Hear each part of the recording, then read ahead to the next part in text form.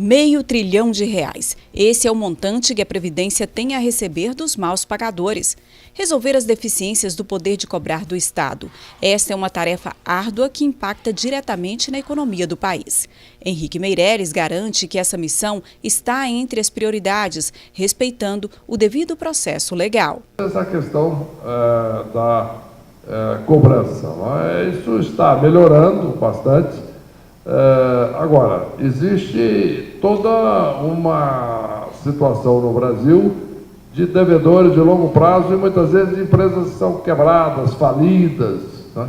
Por exemplo, muitos se lembram aí, nós tínhamos companhias aéreas, como a Varig, como a VASP, como a Transbrasil, companhias que quebraram e ficaram e deixaram dívidas enormes, a previdência, de impostos, etc.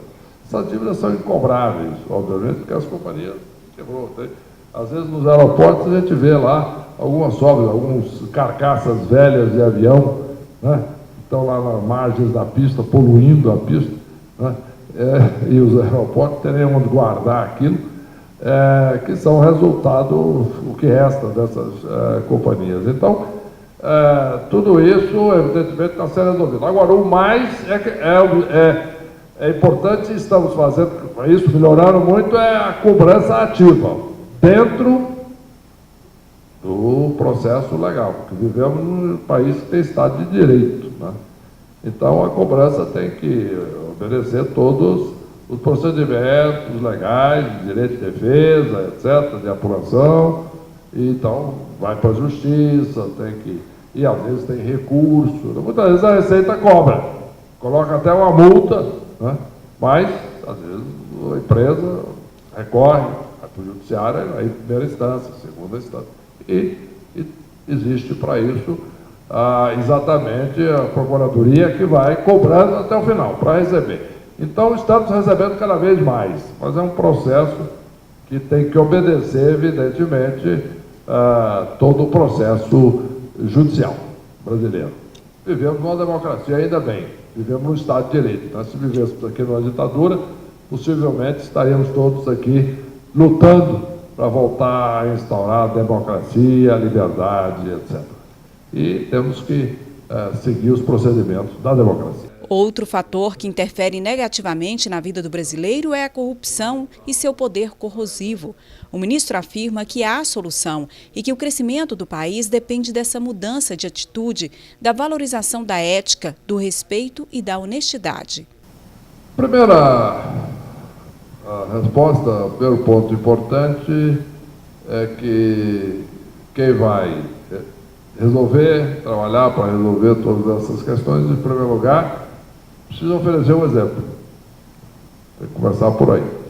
E eu tenho um passado limpo, sem problema, sempre obedeci a lei, a ética de Deus e dos homens. Eu tenho um passado que é inquestionável e que nunca foi objeto de nenhum tipo de dúvida, de problema ou de qualquer outra coisa. Então, em primeiro lugar, eu posso falar com tranquilidade e com força, tá? Em segundo lugar, trabalho e fazer com que as normas sejam seguidas e que qualquer desvio seja combatido e cada vez mais isso pode ser feito. E, evidentemente, que quanto maior a posição que a pessoa possa ocupar, maior a capacidade que tem essa pessoa de combater os problemas, promover a boa prática, o bom uso do recurso público, que isso é fundamental. E a competência, são duas questões. A honestidade é fundamental, mas também a competência. Evitar o desperdício, evitar o problema, quer dizer, usar bem os recursos, isso é fundamental. Ainda sobre os gargalos da economia brasileira, o ministro lembra que é nos gastos do governo que se encontra o principal ponto para diminuir os impostos, que é preciso cortar despesas para se estabelecer a eficiência, um sistema com mais eficiência e com mais justiça tributária, para que os que ganham menos não continuem pagando mais. O ponto importante da questão tributária no Brasil, nós vamos separar aí mais de uma coisa. A primeira questão diz respeito ao ponto que você mencionou é a dificuldade de pagar imposto. Não é só o valor, o tamanho, tá? Como você disse, o número de horas que a pessoa trabalha para poder ganhar o dinheiro para pagar o imposto. Isso é de fato relevante no Brasil, vamos falar sobre isso já. Mas tem algo também importante, o número de horas que cada um gasta só para pagar, preenchendo papel, indo lá, fazendo isso, etc. É um número grande. No Brasil, por exemplo, a média das empresas brasileiras gastam cerca de 2.600 horas por ano para pagar imposto. Preenchendo papel, vai lá, volta aqui, é muita coisa. Isto significa custo e os valores, né? Então, nós estamos fazendo um trabalho grande de racionalização tributária, de uso de computadores, né, processos digitais e tal. Então, a ideia é cortar isso em 70%. Diminuir isso drasticamente, para que todas as pessoas e as empresas possam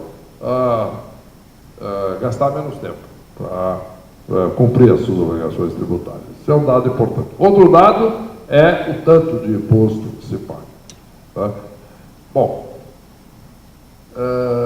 apesar de todos esses impostos que se cobra, que o Brasil cobra e que as pessoas, que os brasileiros pagam, ainda tem um déficit enorme. O déficit do ano passado no Brasil foi 16, foi 159 bilhões de reais.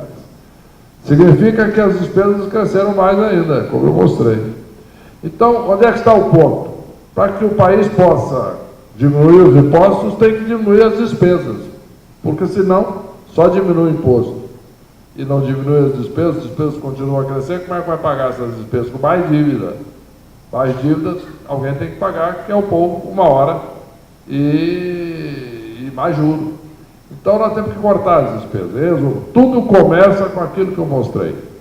Teto de gasto público, todas as reformas que estão fazendo, visando diminuir os gastos. E, a partir daí, sim, pode-se diminuir os impostos. Então, isso é fundamental. E é isso exatamente o que nós estamos fazendo. Portanto, tem uma questão de eficiência, de gastar menos tempo para pagar. Segundo, pagar menos, para isso tem que diminuir as despesas.